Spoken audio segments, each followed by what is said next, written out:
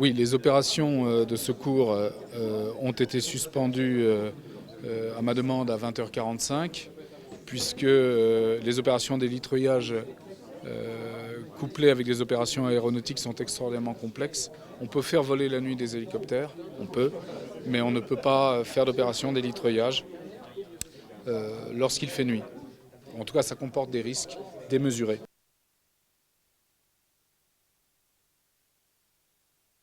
Nous avons secouru en 2 heures d'opération de secours 65 personnes par la voie aéronautique ou par la voie terrestre.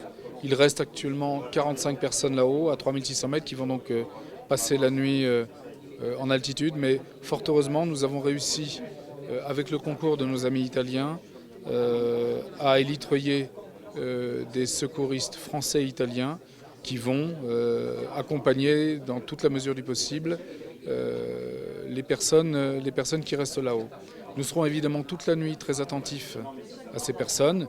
Par la radio, par le téléphone, nous sommes en contact avec et nous sommes évidemment très attentifs et soucieux de ramener tout le monde à bon port demain matin.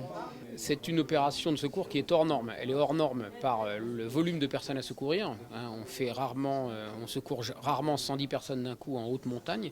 Et elle est hors norme par le milieu où elle se passe. Il faut avoir conscience qu'on parle là d'une installation qui est située à 3800 mètres d'altitude, au cœur d'un des plus vastes glaciers d'Europe, sur une distance qui fait 5 km. Donc on a 5 km de câbles aller et de câbles retour, et sur ces 5 km on a par grappe de 3 on a 36 télécabines qui sont réparties. Donc c'est tout simplement inouï l'ampleur qu'a pris cette opération de secours. Alors, suite à un arrêt d'exploitation, on a eu un croisement de câbles à 3 endroits différents qui s'est produit. C'est-à-dire que le câble tracteur passe par-dessus le câble porteur. Ça arrive en cours d'exploitation.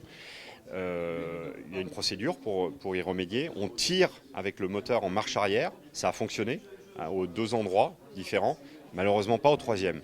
Et l'heure tournant, à 17h, j'ai pris la décision d'appeler les services de secours pour procéder à l'évacuation par hélicoptère pour essayer de maximiser le nombre d'évacuations avant la nuit.